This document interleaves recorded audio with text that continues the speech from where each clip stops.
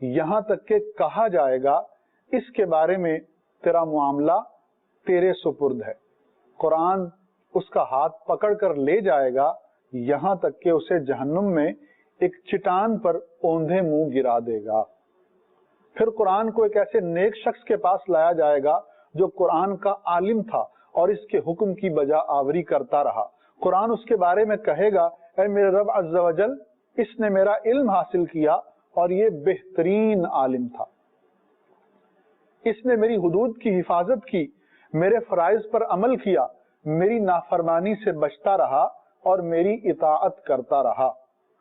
قرآن دلائل کے ساتھ اس کی حمایت کرتا رہے گا یہاں تک کہ کہا جائے گا اس کے بارے میں تیرا معاملہ تیرے سپرد ہے۔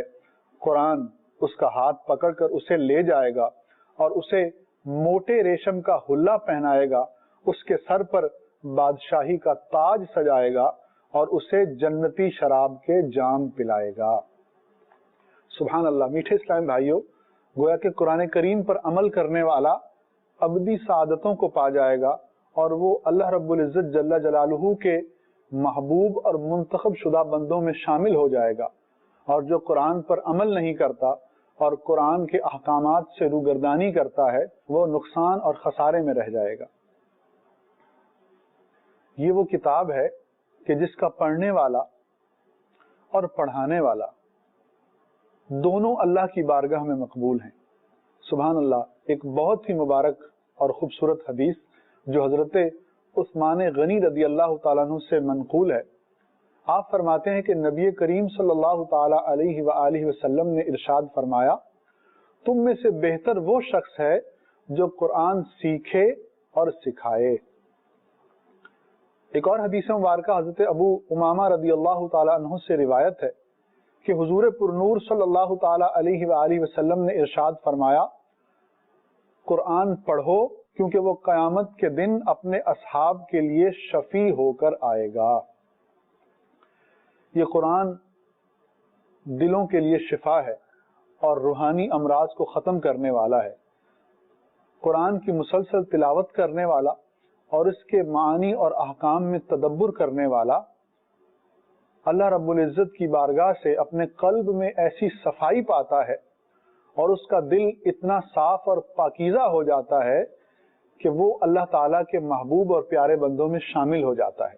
اسی حوالے سے ایک مبارک حدیث حضرت عبداللہ بن عمر رضی اللہ تعالیٰ عنہ سے روایت ہے کہ سید المرسلین صلی اللہ تعالیٰ علیہ وآلہ وسلم نے ارشاد فرمایا، ان دلوں میں بھی زنگ لگ جاتی ہے جس طرح لوہے میں پانی لگنے سے زنگ لگتی ہے۔ عرض کی گئی یا رسول اللہ صلی اللہ علیہ وسلم، اس کی صفائی کس چیز سے ہوگی؟ ارشاد فرمایا، کثرت سے موت کو یاد کرنے اور تلاوت قرآن کرنے سے۔ قرآن کی تلاوت کرنے والے کے حوالے سے ایک اور فضیلت سماعت فرمائیے۔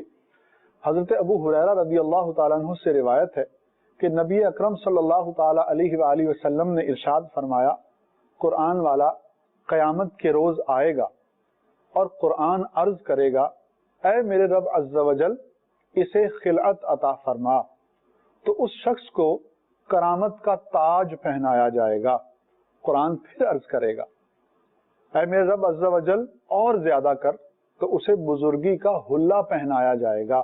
پھر عرض کرے گا، اے میرے رب عز و جل اس سے راضی ہو جا، تو اللہ تعالیٰ اس سے راضی ہو جائے گا۔ پھر اس شخص سے کہا جائے گا، پڑھتے رہو اور درجات چڑھتے جاؤ، اور ہر آیت پر ایک نیکی زیادہ کی جائے گی۔ سبحان اللہ۔ تو میٹھے اسلامی بھائیوں، یہ وہ قرآن ہے کہ جو انسان کو صحیح مومن بنا دیتا ہے، اور قرآن پر غور و فکر کرنے والا اسلامی احکامات کو صحیح طریقے سے سمجھ جاتا ہے، اور جو قرآن کو سمجھ جاتا ہے وہ پورے دین کو سمجھ جاتا ہے۔ اللہ اکبر۔ اور قرآن کی صرف تلاوت ہی کرتے رہنا یہ بھی دلوں کے زنگ کو دور کر دیتا ہے۔ اس مبارک سلسلے میں انشاءاللہ العزیز رئیس دارالفتہ اہل سنت مفتی محمد قاسم عطاری دامت برکاتہم العالیہ کے علم سے اور مفتی صاحب کے عرفان سے مستفید ہوں گے۔ مفتی صاحب کے تعارف کے لیے خود ان کی تفسیر صراط الجنان ہی کافی ہے۔ جو حالیہ دنوں میں مکتبۃ المدینہ نے شائع کی ہے۔ میٹھے اسلام بھائیوں، آئیے بڑھتے ہیں سلسلے کی طرف اور مفتی صاحب سے آج کے اس سلسلے کا پہلا سوال پوچھتے ہیں۔ مفتی صاحب، قرآن کریم میں اللہ عز و جل نے فرمایا ایاک نعبد و ایاک نستعین، ترجمہ کنز العرفان، ہم تیری ہی عبادت کرتے ہیں اور تجھ ہی سے مدد چاہتے ہیں۔ تو مفتی صاحب، یہاں جمع کا صیغہ بیان فرمایا گیا۔ مدری چینل کے ناظرین کی آسانی کے لیے اگر میں کہوں کہ یہ کہا گیا کہ ہم تیری ہی عبادت کرتے ہیں، یہ کیوں نہیں کہا گیا کہ میں تیری ہی عبادت کرتا ہوں؟ تو پہلا سوال یہ کہ جمع کا صیغہ کیوں استعمال کیا گیا، اور دوسری بات یہ کہ اس آیت سے تو یہ معلوم ہوتا ہے کہ ایاک نستعین، تجھ ہی سے مدد چاہتے ہیں۔ ہم تو اپنی دنیا داری کے معاملات میں بعض اوقات دوسروں سے بھی مدد چاہتے ہیں، مدد مانگتے ہیں، تو کیا ہمارا دوسروں سے اس طرح مدد مانگنا قرآن کے اس حکم کے خلاف ہے، یا قرآن کی روشنی میں یہ درست اور جائز ہے؟ بسم اللہ الرحمن الرحیم۔ دو باتیں آپ نے بیان کی ہیں۔ پہلا یہ ہے کہ قرآن پاک کی آیت مبارکہ ہے، سورۃ الفاتحہ کی آیت ہے، ایاک نعبد و ایاک نستعین، صرف تیری ہی ہم عبادت کرتے ہیں اور تجھ ہی سے مدد مانگتے ہیں۔ تو سوال یہ تھا کہ اگر ایک بندہ تنہا اللہ تعالیٰ کی بارگاہ میں عرض کر رہا ہے یا وہ تنہا نماز پڑھ رہا ہے تو وہ تو یہ کہے گا کہ اے اللہ میں تیری ہی عبادت کرتا ہوں، ہم تیری ہی عبادت کرتے ہیں، تو وہ تو تنہا ایک آدمی پڑھ رہا ہے تو اس کے لیے تو میں کا لفظ ہوتا ہے نہ کہ ہم کا لفظ۔